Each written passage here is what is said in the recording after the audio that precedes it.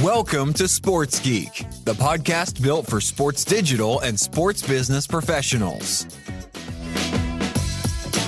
And now, here's your host, who sees a world where sports and technology play on the same team, Sean Callanan. Thanks, DJ Joel. I'm Sean Callanan, and welcome to episode 384 of Sports Geek. This week, I chat with Scott Fitzgerald, the General Manager for Marvel Stadium here in Melbourne, Victoria.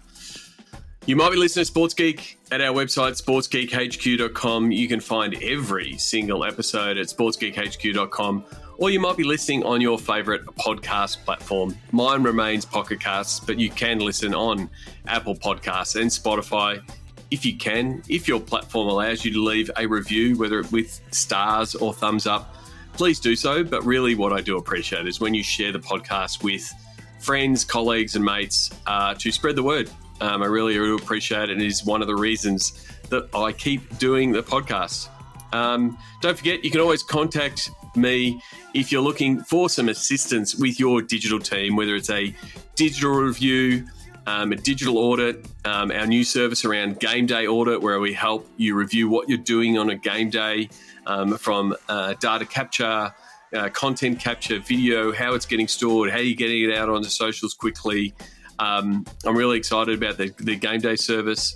But yeah, if you want some help with your team, either in person or online via video calls and the like, please reach out. Sean at sportsgeekhq.com is how you can find me, and on socials at Sean Callanan at SportsGeek. If you're ever wondering when's the best time to reach out to me, right now. Take the headphones out, go to your computer, open up your phone, tap away, send me an email. I'd love to hear from you. But now, get into my chat with Scott Fitzgerald, the General Manager for Marvel Stadium.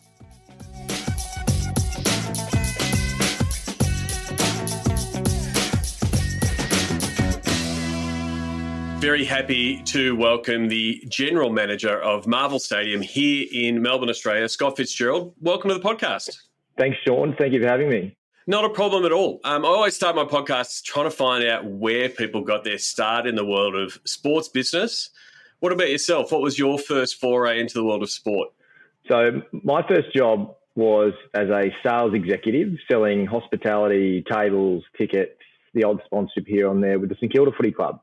I joined in 2007, which was Ross Lyon's first year. I was at the very end of 2007. So my first season was 2008, which, again, I think it's a long time ago now, but was moderately successful for the Saints. But it was funny. I almost didn't make it past my fourth week. I was in the kitchen making a cup of tea or doing something. And at the time, our CEO was Archie Fraser. Archie and I have gone on to be very good friends. And he asked me a question, something along the lines of, what's our budget for the president's function this week? And then, honesty is the best policy. I'm fresh out of uni, haven't been in the workforce long. Said, I'm not sure, Arch. I don't know. Picked up my tea and walked out. Little did I know, probably a couple of weeks later, my GM at the time, Anthony Moore, said to me, he goes, just a bit of advice for you.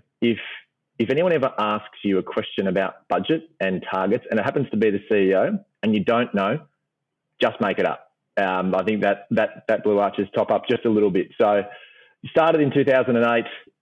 We had some good success that year at St Kilda Footy Club, worked with some wonderful people. The late, great Cowboy Neil was running coteries at St Kilda at the time. Good close friends of mine running commercial and membership. It was a funny old year. Fell into fourth. Got beaten up by, I think it was Geelong in the first final, and then stumbled into a prelim. Got mauled by the Hawks. So I think went on to win it that year. But I think it was certainly my first year in footy was wonderful. I learned a lot of stuff. It was obviously my second job out of uni, so I didn't really know what the workforce was like. And clubs back in those days were sort of running on the smell of an oily rag, 25, 30 people running the entire administration of the business, which, to be honest, back then, that's how it was. But look at clubs now and you go, yeah, that how that actually happened was quite phenomenal. And then you've sort of fast forward into sort of 2009, 2010, which again, you're a Collingwood supporter, so remember 2010 very well. 2009 is the one that I think you look at and go, oh, no team's ever been better, probably, and not won. But I think you look through that period of time, a great time to be involved in sport when you're working for a team that's at the top of its game, it's winning, people are coming. I'm sitting here at Marvel Stadium, which was then Etihad Stadium, and the Saints had one of the highest average crowds at the stadium at the time. Yeah, it was a wonderful time. I call it the nearlies because we nearly got there 3 times in a row. The business went through some change through that period of time. Like they do, football clubs are quite transient. People move in and out. And as they did, I became sort of what they call the accidental sales manager. So the tendency is for your best salespeople, or some of your best salespeople generally get promoted to being sales leaders. And naturally I had a sort of a gravitation towards that. But I ended up running sort of hospitality and sales for us there at St Kilda through sort of back end of 2010 and into sort of 2011. And so you're saying there that point of sales. It's a key thing. If you can sell in sport, there's always expansion in your roles. And so starting selling hospitality, and especially when a team's on an upward trajectory, selling our president's functions, selling our corporate spots. I don't want to say it is easy, but it's easier when you've got an exciting brand of footy and a team that's up and about. So did you just sort of take those opportunities that were available, when you did have a hot ticket in town? Yeah, I think it is. It's much easier when your team's winning. If your core product is what happens on the field, which it is, we're able to build out some great experiences around that. But people are interested in coming to see you, particularly at the majority of clubs, and I think that rings true now, that if you're winning games of footy, people are interested in what you're doing. So I think we certainly capitalised on that. I think one of the things we did in 2008 to 2009, which I think certainly helped.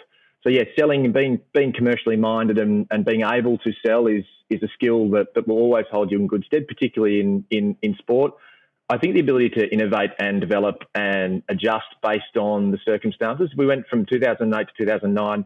We had a fixture that was heavily weighted sort of, Friday nights and Saturday nights. Sort of St Kilda were coming off the back of sort of 04, 05. Still very attractive team to watch and won lots of games. I think in 2009, we ended up being the Sunday twilight team. So we had to innovate and adjust the hospitality offering to be less about the hospitality, because even nowadays it's tricky to get people to do significant levels of dining and traditional corporate hospitality products as they were in 2008. To come in big numbers on a Sunday at 3 o'clock for lunch. Is it lunch? Is it dinner? I'm not sure. But the demand for seats was still high. So we're able to innovate a lot of the products to be more about the seat and sort of plugging in amenity to the back end of that. So I think certainly we saw great success with that product in 2009. Sure, we won some games. I think that certainly helped us with growth in 2010. That I think the ability to be commercially minded, whether that's executing the sale, but also thinking differently about how you approach commercial challenges and commercial opportunities is something that, I've been very fortunate enough to learn and see and grow in that space, and I think that's helped me. And so from the Saints, you crossed the border and went across to South Australia with the Port Adelaide Football Club. What was the role there, and was there a bit of a shock to the system in Melbourne being a different sports town to Adelaide? Yeah, it was. I think we went through sort of 2011 and 12 at the Saints. The move from Moorabbin to Seaford, which again at the time it was a brand new facility. It was a significant upgrade on Moorabbin, or RSCA Park as it's known now. I got to the 5 years there, and I'd always been fortunate enough to be able to grow and take on new challenges over the period of time. And I got a call from the Port Adelaide Football Club, who'd just been through arguably one of its most challenging seasons of all time. Around, we're looking to do some different things commercially. We're moving from Amy Stadium to the Adelaide Oval, the sort of generational project at the club, and that really excited me, something that I could go and take on a more senior role at the club, working closely with the Chief Executive, Keith Thomas, and to an extent, Koshy and the broader business. So the opportunity was really rich. I think anyone who's been to watch footy in Adelaide, particularly at Amy Stadium, knows that it's a footy-mad town. That hasn't changed, but I think in Port Adelaide, the true believers, they are as diehard and as fierce and as loyal and passionate both ways as they get. And so, going over there, there was so much opportunity to be involved in the relaunch is the wrong word, but at the period of time they were going through a period where, Port Adelaide had ostensibly been two clubs, the Magpies in the Sandful and the Power in the AFL. And, behind that sort of rebrand, there was a positioning of sort of the We Are Port Adelaide piece, which is whether we're Magpies or Power, we're the one club. So again, there was a lot of factors going into this club's sort of relaunch. The reality was, though, they'd come off a really, really tricky season. There were some off-field challenges. There was a board change. But I think the setup for that and the opportunity for growth was significant. We came in and basically rebuilt the commercial portfolio from scratch. We had a couple of partners who'd stuck with us and were deeply loyal and supportive. But we had no major partners, no logo on the jumper, no logo on the shorts. So we had our work cut out for us. But equally, we worked really, really hard. Working really closely with Steve Olek, who was there at the time, Keith Thomas, Koshy, and a lot of the extensions of the new board, of which Cos Cardone sits on, gave us some ins in some areas we probably wouldn't have had. And, we had two car manufacturers vying for, the front of Guernsey sponsorship, one of which Renault, which eventually signed, and another that didn't.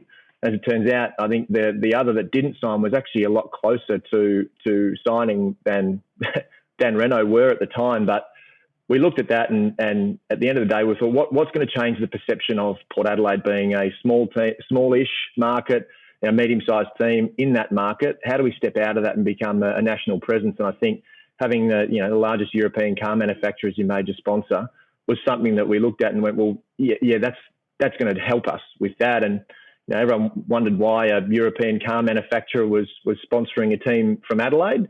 But it was about obviously a national presence and a national platform. I mean, we launched the partnership on the MCG around Grand Prix week. We had Grand Prix cars there. It was a very non-traditional, non-sort of Adelaide thing to do, but it was all about stepping outside and stepping onto the big stage. 2013 was a wonderful year. The last year at AAMI Stadium, did some really, really great things, made the finals. We removed the tarps from the stands, which were obviously much maligned. As it turns out, and as a side, they were a wonderful commercial property because they were so big and got a lot of commercial value. But what they stood for was something something that no one really was up for. And so we're able to do all those things. Made the finals. Beat Collingwood week one, a whisker away from beating Geelong, somewhat unfortunate. And then with the transition into the Adelaide Oval in sort of 2014, that took the club to a whole new level. And the opportunity to be involved in the design, the transition and the management of that up until sort of May 2014. Obviously 2014, a fantastic year for Port Adelaide. And again, a kick away from being in a grand final. But all the work that we were franking in 2014, wonderful commercial year, new major sponsors. We signed another big Australian brand, Energy Australia. But I think it was we never lost touch with being a community club too. Obviously, there were, throughout the period of time, had a really, really close connection with Food Bank South Australia and Richard Pagliaro and the team there. They were wonderful. And I remember Keith Thomas used to say this a lot. If you do good things in sport without ever expecting anything back for them, not only is it the right thing to do, but as it turns out, generally speaking, good things come from it. And I've always thought, and certainly the more I've sort of gone and progressed through my career, when you're doing good things, just because they're the right thing to do, generally speaking, that holds you in very good stead. So that was something that, Keith and I agreed on lots of things. We disagreed on lots of things too, but it was, I learned a lot from him and a lot from David and others in that space around, I was a very youngish sort of, club executive at the time. I got there at 29. There were some things I was very good at. And there were things that were steep learnings for me. So I was very fortunate, very, very grateful for the opportunity I had there. I mean, moving to a new stadium like Adelaide Oval, I had Christian Eckhart, who's now the CMO of Port Adelaide, sort of seeing where that, over the last 10 years, how that fan experience has evolved, how much that is an asset to the club, and how the club has repositioned itself over the last 15 years. But you need to make those hard calls and sort of set that direction. It must be great looking back, you knowing what those first few steps were, what those planning sessions are, to see how a Port Adelaide game opens every time, full stadiums, all the scarves out, the never tear us apart intros. That must be pretty good looking back at saying, hey, I was part of that foundation and that change. Yeah, it is. And I think looking back at the time, I remember the Never Tear Us Apart piece. It's 10 years old, and it's at the time it was, again, the rituals and fandom and how that's evolved. I mean, if you're not doing those things from a fan perspective now, then, it's almost considered hygiene these days to have these really, powerful rituals for clubs. Back then, it wasn't as widespread as it is now. I remember it because it was about the same time as the sort of In Excess documentary was coming out. Hugh Sheridan, who's a big Port man, was in it. And I know I wasn't deeply involved in the creation of the ritual. I know sort of Stephen Shirley, Keith Thomas and some others, Cos, was sort of working more closely on that. But, to think when we did it at the time and the pickup that it got, I think it's sort of one of those times where you look and go, wow, this just works, and away it went. But you look now and it's hard to imagine Port Adelaide not playing footy at the Adelaide Oval. I mean, they had played games there before, a couple of AFL games, and then certainly won lots of their sort of 37 premierships from a sample perspective at the venue. But yeah, you always look back and go, I look back and say, the work I did there and the work I was part of, it went 5, 6, 7, 8-fold after I left and continues to be wonderful. But yeah, I look back, I still have a very, very soft spot for Port Adelaide. I still keep in touch with a lot of the people. I mean, there's a lot still involved in the industry now that I interface with, and it's a place that I moved there at 29. In a state that I'd never lived in. I made lots of lifelong friends and did some great work. So it's something I look back on very fondly. And so from Port, you sort of got pulled back to the mothership, back to the AFL and working in a role there. What was it like going from, you've been at Clubland with the Saints and the power to and have that experience of corporate sales at different clubs in different states, to go back, and look at things from a league point of view, both selling a different product, but also having that, looking over the league overall? It was definitely an adjustment. It was funny, through the interview process, my boss at the time, who became my boss, Richard Simkus, who's gone on and works now really closely with Hutchie at the SEN and their team's business, it was a narrower portfolio than what I was looking after. If you think about it, Port Adelaide, it was the whole gamut of the commercial exercise, sponsorships, partnerships, advertising, hospitality, and so it goes. Whereas at the AFL, it was much a tighter brief in terms of looking after our premium program, looking after our sort of hospitality and membership program, grand final sales and the like. And I looked and gone, this is, this feels like something I can do and do really, really well. And I think Simo at the time said to me, well, yeah, we think you can too, but don't underestimate the size and the scale and the scope of what you're coming into. And he was right. I think as much as, yes, broad experience in commercial prior to that, it's a big beast. And I think that's the thing, working at clubs and moving into headquarters, you see the full board, but you see how the programs and the size of them and the scale of them, the number of customers you interface with is just, it's more significant. And I think generally speaking, the AFL has the AFL as an industry has lots of fans and lots of members and lots of supporters. The AFL as a business, when you're talking about things like membership, fandom, no one barracks for the AFL. But I think the strength of what we offer is that, not in competition with clubs, certainly, but we're at every game, we're at every venue, and we're in the finals and grand final every year, which is different to the way clubs operate in that sort of consumer and membership and hospitality space. But it was great. I mean, I started sort of late 2014. So this year will be my 11th grand final in 10 years.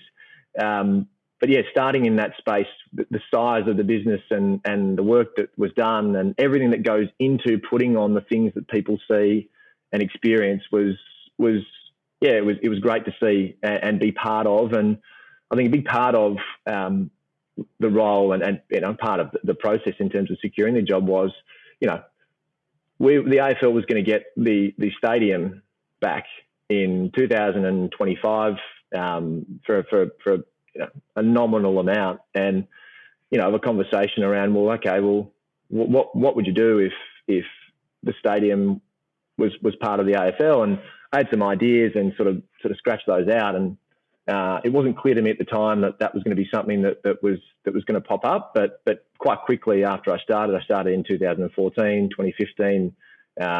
My first full season at the helm. Quite quickly it got to, okay, well, the stadium needs to be, it's an AFL asset eventually. How do we work with the current ownership structure, and how do we ultimately, improve the experience, the fan experience, the hirer experience, and in particular the tenant clubs that were playing there? How do we make it a more level playing field for them? But ultimately, how do we improve the experience for customers that are going to the venue, whether you're going as a Medallion Club member, suite holder, or just as a general ticket patron club member? All of those things became apparent that was a project that we sort of looked at, and which Ray Gunston and others were leading. But it was an interesting one to work on, and something that sort of set up the next sort of transition and phase of growth for me from a career perspective. Yeah, so for context, for those who don't know, Marvel Stadium as it's known now, but the stadium was built in 2000 with an agreement for 2025 for the AFL to effectively hand over a nominal fee. I think it was $30 to say, hey, we'll have the stadium back. But yeah, the conversations were knowing that 2025 you're going to take on board, hey, what does it look like? And then that decision to effectively buy out, get an exit, obtain the stadium sooner happened in 2016. So effectively it became a fully fledged AFL asset. And was that sort of a bit of a turning point for the AFL that sort of obviously fast forward the timetable and everything to say, how can we make best use out of this asset?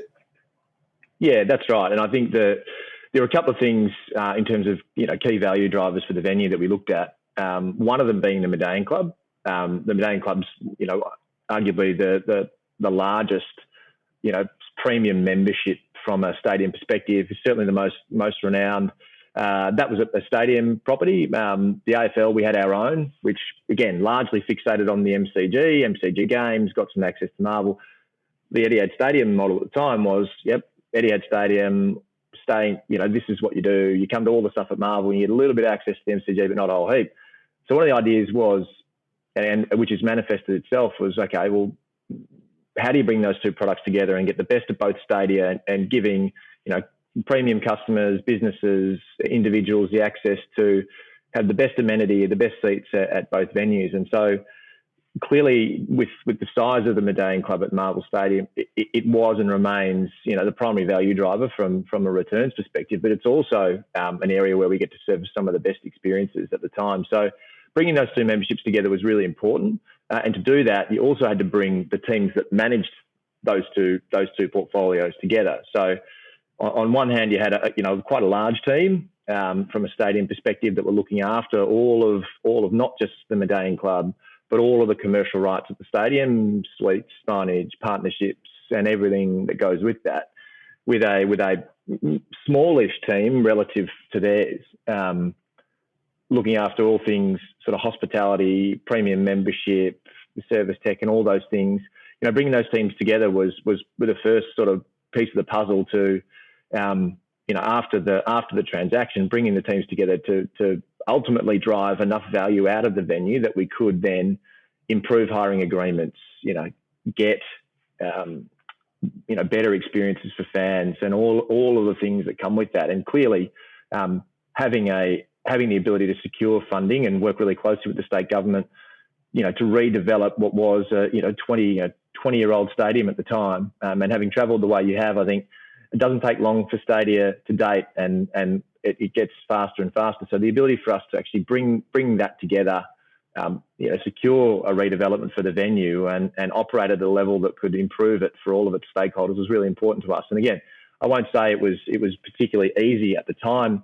Change never is, but I think broadly speaking, what we were able to do in terms of integrating the two teams, optimising how the venue ran and was delivered both commercially and experientially, the results are what they are, and we did a fantastic job through that period of time. And certainly as we're sort of pushing up towards the pandemic, which I'm sure we'll talk about at some point, we're in great shape and charging full steam ahead to what is and what has ended up being a fantastic new asset geared towards the fan. But it wasn't without its lumps and bumps, and certainly COVID sort of threw up a few of those. Yeah, so I wanted to focus on the upgrades. Like you said, every stadium reaches, and the features and the facilities sort of reach end of life, and you've got to look at what does a refresh look like. When you were looking at that redevelopment, was there a particular focus or a particular area you wanted to address, and what were some of the key features that you were looking for those upgrades? Yeah, I think the fan experience was at the core of what we set out to do, and I think if you look at stadia now, I think premium areas are always reasonably well maintained, and I would say to some extent Medallion Club, suite areas and other levels were, through partnerships with food and beverage partners and otherwise, pretty well maintained. I think the challenge was that some of the fan areas, general admission and otherwise, were pretty tired. And I think nowadays, and expectations for fans are, premium customers and corporates always expect that's the level of restaurant experience and all those things. I think nowadays you can't get away from delivering what has historically been corporate style facilities and amenities, high street brand integrations, restaurants and bars and places and spaces that wouldn't be able to place in the CBD. You've got to deliver those in general admission areas, otherwise you're not in the game. So if you're looking at the experiences we're looking to drive, certainly as we've redeveloped this venue, we've looked at those places really clearly, and a lot of two particular areas being the Stadium Square, sort of the main entry point off the concourse in that sort of main arrival point on Burke Street, and then at the City Edge, which is the other side. If you come off the train station, you go through the Undercroft past NAB, and then there's the big entrance on that side. So you look at those two areas, over 70% of our patrons from an AFL perspective enter those two gates, and the majority of those are club members, general ticket holders, people who sell levels 1, 2 and 3 who buy tickets and go. And I think generally speaking, before the redevelopment, there wasn't lots and lots of sort of great amenity for them there. So I think what we've really focused in on doing is the Stadium Square, and I'll come back to Stadium Square because it's important not just for match day, but Stadium Square having, we've got a 2-level restaurant and bar that's available to the public. We have a wine room as part of that. We have a new cafe, the old E.J. Witten bar, which I think sold more Carlton Draft in venue than anywhere else in the state, but was a little rough and ready. Obviously redeveloping that space with fantastic views back over the Stadium Square and then back into the stadium.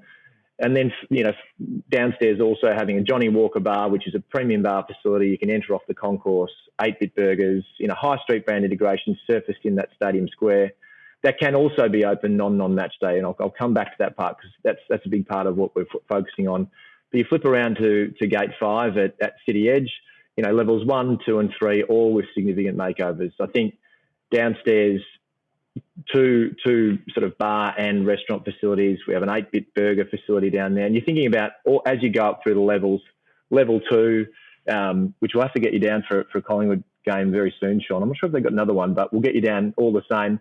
The level 2 amenity here is as good as there is anywhere in this country and equals those in the world. Open air, terrace style, premium bar facilities, the ability to stand up and watch the game. It's funny how standing and watching sport has come right back into vogue, flanked by some wonderful food and beverage options. And we've also got a rooftop. So, sort of New York style, if you could say that, west-east view back of the CBD. And then, a big part of this too was clubs and hirers. If you look at the clubs and hirers, and you would have been to functions here at the stadium before, very long and skinny with low roofs, the opportunity to build out some new premium, still flexible spaces that actually meet, the needs of modern club requirements. So I think all of that amenity has been focused on fans and guests. And we haven't really invested heavily in any of our sort of AFL retained or stadium retained corporate areas because, again, I won't lie, they've been reasonably well maintained over the years. And I think really importantly, we want to make sure that if you're coming in on a GA ticket, or you're coming into the Medallion Club or into a suite or our new premium membership, Altus, which is where I'm sitting today, the experience you get is a level above what you're expecting and what you've had here at the stadium before. And so, one of the things I've noticed since the redevelopment is, I guess, the change I guess, the required change of behaviour for those fans from a GA perspective. Normally, a fan will go to a pub or go somewhere and then go to the game. That's sort of the way that the Melbourne public, at least, has been trained. And if you go to the other end of town of the MCG, that's what happens. And all the pubs around Richmond will be full, and then they make their journey in.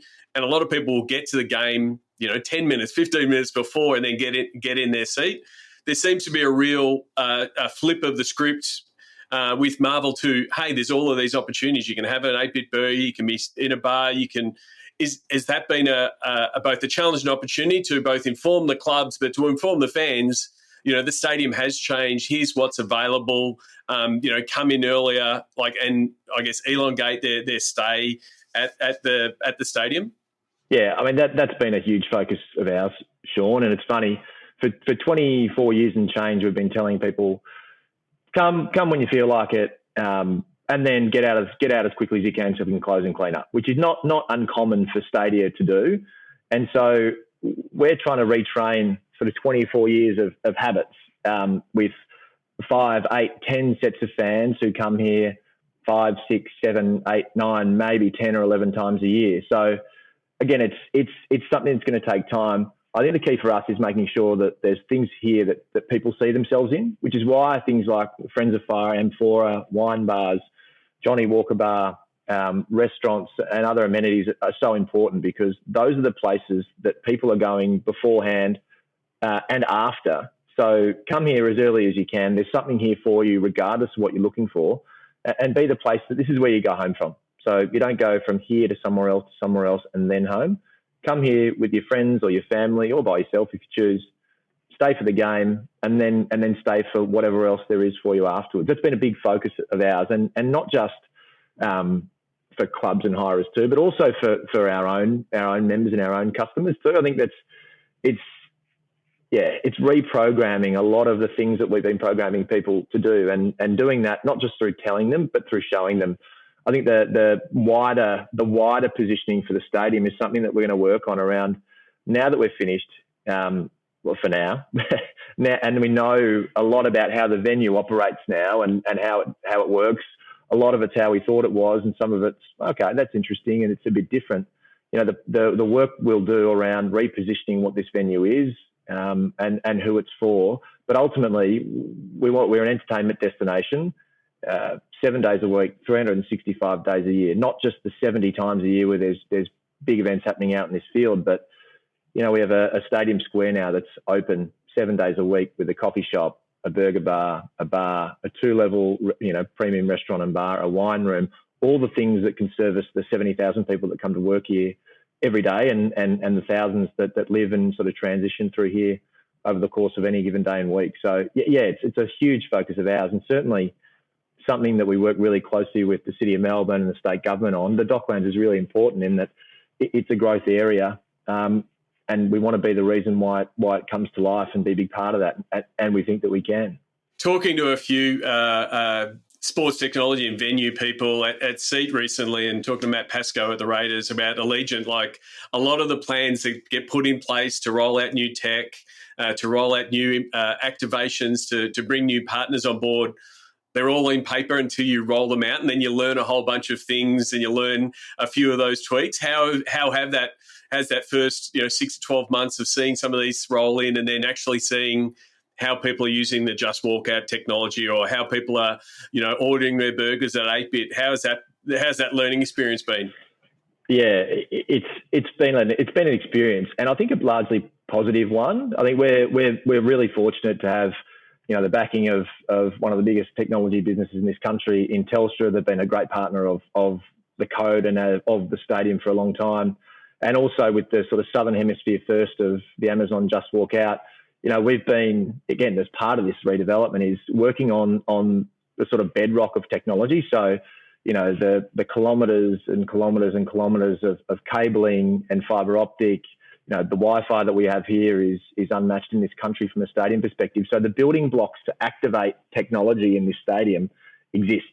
So I think when you're talking about the Just Walk Out, it's a pretty big shift for some people. In terms of, okay, well, we have 2 outlets right next to each other, and we're educating, and it's changing all the time. But early on, there'd be a line of 30 people at the traditional outlet and there'd be nobody at the Amazon outlet. And you'd say, well, come over here. And this is what it means. Like, nah, can't lose my place in the line. That was early on. And I think that's changing. I think convenience, time away from seat, and getting in and out really fast. I mean, these are the messages that technology, whether it's Just Walk Out, some of the self-service kiosks, the assisted service offerings like a Mashkin unit, where you can basically, kind of like Uniqlo, put your things on the scale and walk off and after you've paid for them.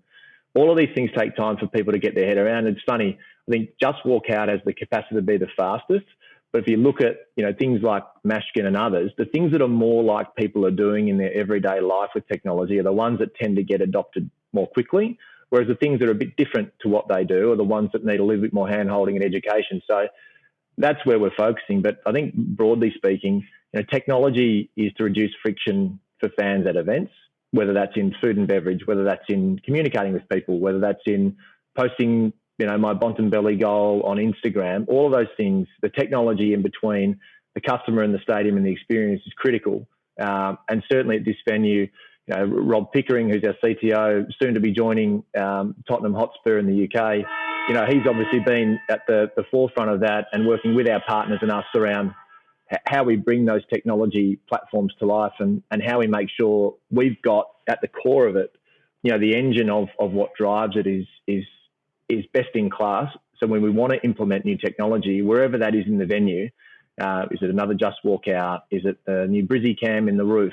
that takes fan photos and you can upload them straight away to your social media? And anything else we want to do, we're set up for that. And again, we're really excited about the other forms of technology, whatever they end up being, and continue to be front of the pack in terms of technologically advanced stadia in this country.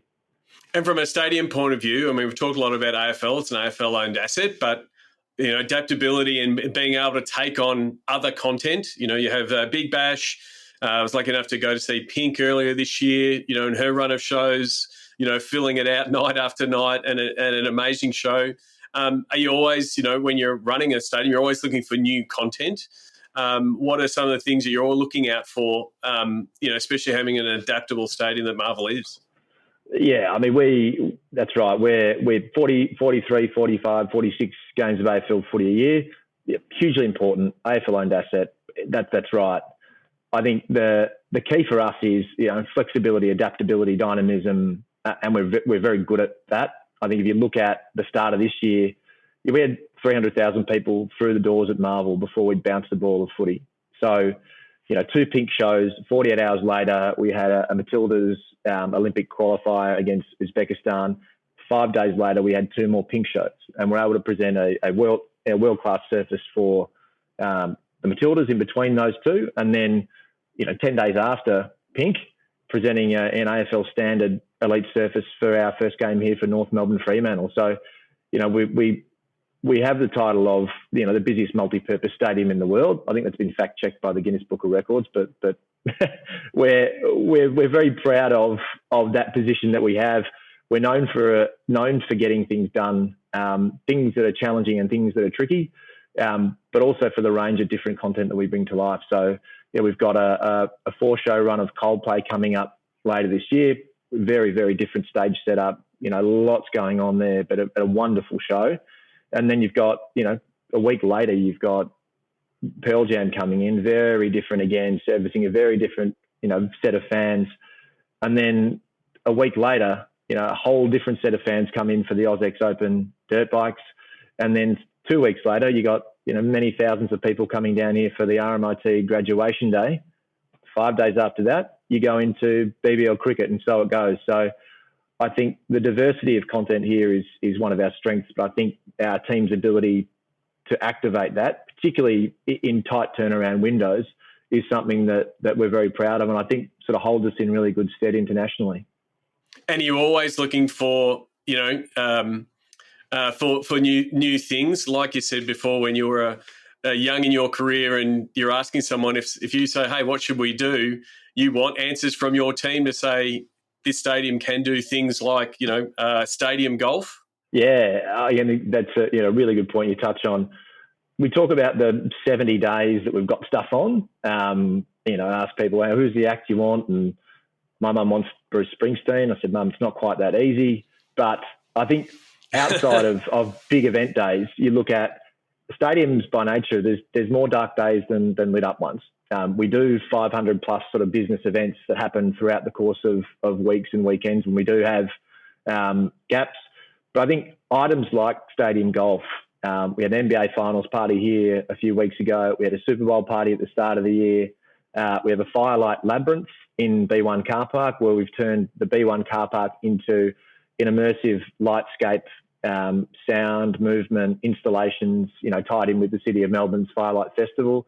I think what we're trying to do here is things that people don't expect a stadia to do. And we've got, more plans, and 1,000 ideas. 500 we road test and go, it's just not going to work. But the other, 500 we look at how does it go from concept to implementation? And again, what you end up seeing is the 6, 7, 8, 9, 10 that, we feel like as a venue we can deliver. But importantly, the things that people are potentially going to go and do somewhere else that we can surface here and help us sort of shape and reposition what the stadium's here to do, which is ultimately deliver extraordinary experiences for everybody every day. That's ultimately what we're about, whether that's an arena event, football, concert or otherwise. But, we're always looking for new things to do. The other things we're thinking about, we have a rooftop now. So your mind naturally goes to rooftop cinemas. Your mind naturally goes to, rooftop, secret gigs. One of everyone's favourites is the world's largest yoga on the turf. There's obviously a natural tension between use of the turf for those sorts of things, but and games of football and sport. But I think we've got some big plans around that space, around bringing events and content and acts to this precinct that might otherwise not have considered it previously.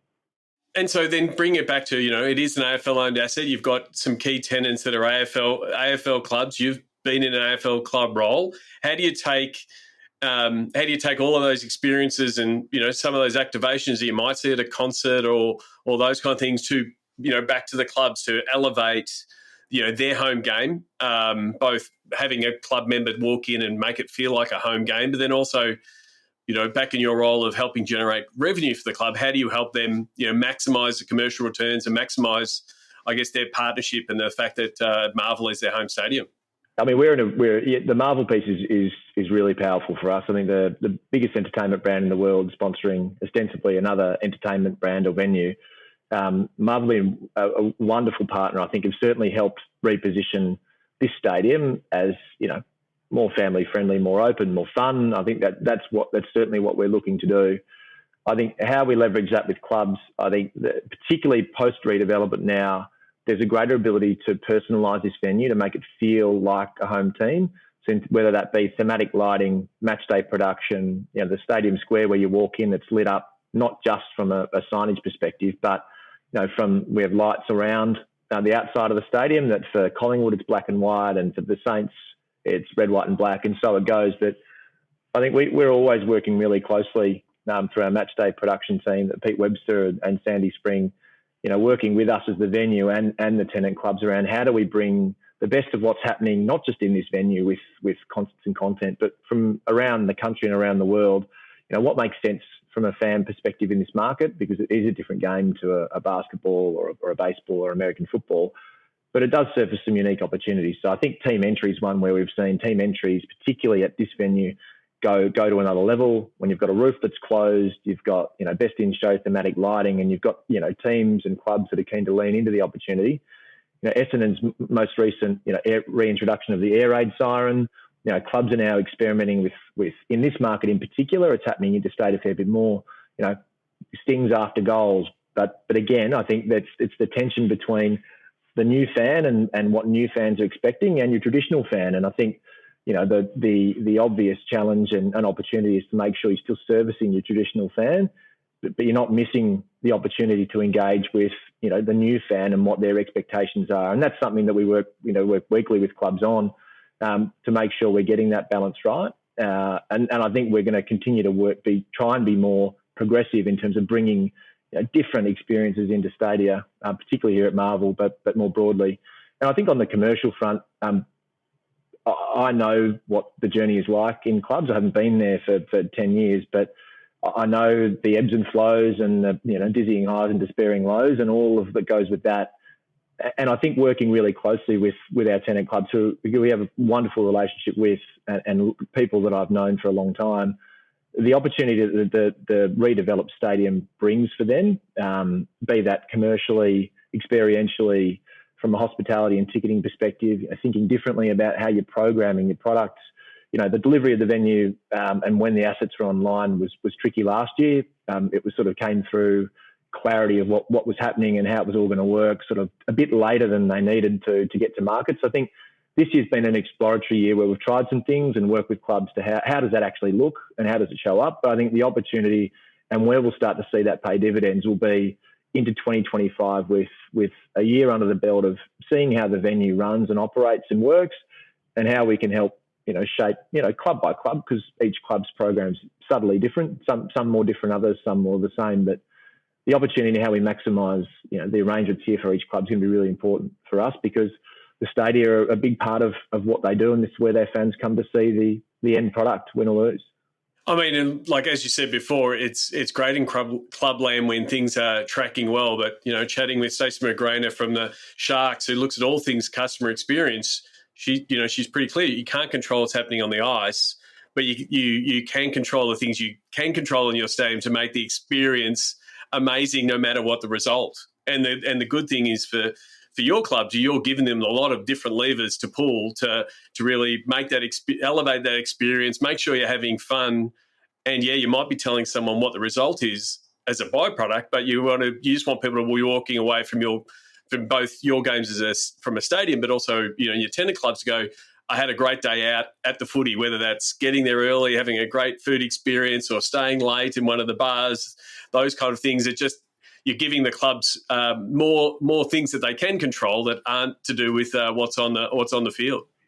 Yeah, I think that's critically important. It's funny. Admin teams, their core product is the code and the sport and their team, but you're right, building out the experience around it, making it feel as good as it can be. I mean, I walk out of a Saints game, and if it's a loss, I'm not thrilled by that. But I think if I've done that in a way I've been engaged the right way, I've had something great to eat and drink, or I've had a great seat. Getting through the turnstiles was easy.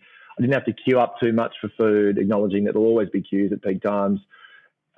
If that experience has been as good as it could have been, result aside, I'll feel better about coming back, and I'll go home feeling a sense of satisfaction. I think, when you get it right, the payback these days is as good as it's ever been. And I think when you bullseye those things and you get it all humming, the reverse is true. I think if you miss the mark now, customers' expectations, whether you're a GA ticket patron or a premium member or customer or a coterie member, your expectations are as high as they've ever been, because the investment you're making is not just of money and passion, but it's in time. And I think that's the only thing you can't get more of. And that's a cliche, but I think more and more stadia and sport is competing for time. And so being somewhere where more people see more of themselves in, be that from a food and beverage perspective, be that from a social engagement, entertainment perspective, the better stead we'll be in. And we never lose sight of that. We've got to be a venue, and we've got to be a sport where more and more people see themselves in. Otherwise, we risk missing big chunks of our population, which is changing all the time. Most definitely. Well, Scott, I really do appreciate you coming on the podcast. I want to get to the Sports Geek Closing 5. Do you remember the first sports event you ever attended? I do. It was 1992 at Moorabbin Oval. It was St Kilda v Brisbane Bears. We parked at IKEA, which is now Bala World, bought a vase from IKEA, put it on the back seat and played Frogger across the Nepean Highway and got in to see Plugger kick about 1,000 goals, cave a few heads in, and I think the Saints won by an obscene number against the Bears, who weren't going that flash at the time. That was my first memory of going to sport, like professional sport, from an AFL perspective, certainly. Terrific. And yeah, going to Moorabbin would be an experience, no doubt. The food, we've talked about it, the food experience at sports venues has definitely elevated, over the years, you would have been to a lot of different venues in your time. Do you have a favourite food memory or a go-to food when you go to a sports event? This is going to be a bit self-indulgent and self-serving, but we have a restaurant here in the Medallion Club called Leo Fook, which is Victor Leong's duckboard place sort of restaurant integration here. He does a prawn toast, and I've never been a massive fan of prawn toast, but the prawn toast here is unbelievable, and when you come back down, I'll have to shout you a plate of it, because generally speaking, you don't do one, you end up having a couple. But I mean, there's lots of wonderful food experiences, but that's the one that I probably do a bit more than most for obvious reasons. But I think you're right on that. The food in venues continues to improve, which I think is good for everybody. Well, I'll accept your invitation, but I'll pass on the prawn toast because I want to live another day. Unfortunately, allergic to all things crustacean. I love tasting them, but a doctor forbids it. Is there managing a stadium always comes with different challenges, always different things coming at you. What's the first app you open in the morning? Good question. I would say a lot of the critical functions of the venue, when there's a notification, it comes through via text. Pleasingly, I don't get too many of those, but I think if I wake up in the morning and I've got a few text messages on there, I instantly go there. And generally speaking, it'll be mum saying that, it's your brother's birthday and you haven't called him, or it's something that I've forgotten, which happens a bit. But yeah, generally the text and then probably followed by email, which I think, most mental health experts will say that's probably not a good thing to do, but that's where I go. Not a problem. Is there someone that the podcast listeners should follow? It might be someone you follow online, a colleague, or maybe an author that you're always keeping an eye on? Yeah, I think from outside of this podcast, I'm a big sounding board fan. I like to keep an eye on, and I love their take on media and looking behind the curtain. And in terms of following, trying to think. I mean, this is a bit cliche, but I'm a big Simon Sinek fan, so I do follow him and try to draw, one or two liners from him, fairly regularly. I don't do it enough, but he's someone that I follow, and I would imagine a lot of your listeners would already do. Yep. I'd recommend the sounding board as well. I've had Archie on the podcast. It's a good, if you ever want to have some understanding of the Australian media market, or just journalism and media in general, it is a good listen. Lastly, and you can answer this from a stadium point of view, but also personally, what social media platform is your MVP? Personally, it'd be Instagram. I'm got lots of family and friends in far-flung places across the country and the world. So, we've got two beautiful young children now, so it's a good way for us to share sort of what we're up to and what they're up to. So from a personal perspective, it'd be that. And then, LinkedIn is probably the only professional social media platform I use. I'm not sure if too many more exist, but again, probably not too showstoppers or shockers in terms of that response either. Absolutely terrific. So, Scott, thank you very much for coming on the podcast. If there is a way for people to reach out to you, say thank you for listening to the podcast, would it be LinkedIn? Is that the preferred platform? Yeah, absolutely. LinkedIn would be the best way to get me. And yeah, it's been really enjoyable, Sean. So, thank you to you for having me on. Appreciate it. Last time I was there, I saw Bobby Hill take Mark of the Year, and I was sitting right at the front row. So it was he practically high-fived me when he took that mark. We were down that end, and both me and my younger brother went, tick mark it in the books. That one's definitely Mark of the Year. Terrific experience that day. Yeah, no, and we'll look forward to the next time you pop down here. And again, shellfish notwithstanding and seafood notwithstanding, we'll make sure we have a wonderful time. All right. Thanks, Scott. Thanks, Sean. Looking to help your digital or sponsorship team? Book in for a Pick My Brain session with Sean Callanan to help your team level up. Book now at sportsgeekhq.com/pickmybrain. Thanks again to Scott Fitzgerald. Please, as he said, reach out to him on LinkedIn. You can find all the show notes, all the links required for everything we discussed to learn everything about Marvel Stadium. You go to sportsgeekhq.com/384. just wrapping up here, I mean, I'm very passionate about the fan experience, and stadiums obviously play a big part of it. And for mine, it's really been interesting to see how stadiums and digital and how they work in the digital space, both from a social media point of view, but, you know, what do apps look like? What does a stadium website look like? How do you better communicate with your fans inside the stadium? You know, wayfinding is obviously a big one. So again, if you've got a stadium, if you've got a venue and you would like an audit, a review of what you're doing in the digital space, I've done a couple of these recently, so they're fresh in the memory. Please reach out, Sean at SportsGeek HQ. And a quick reminder, if you did go to see it in Las Vegas, there is a Pick My Brain session offer exclusively to seat attendees. This is why you should be attending conferences that I partner with. Please check your emails, or if you didn't get your email, send me an email, Sean at SportsGeek HQ. Until next episode, my name is Sean Callanan, and you've been listening to Sports Geek. Do you get Sports Geek news? Sean Callanan analyzes the latest sports business articles for you weekly. Sign up at sportsgeekhq.com. Want to help drive more revenue from your digital efforts? Book a time for a call. Go to sportsgeekhq.com/phone call.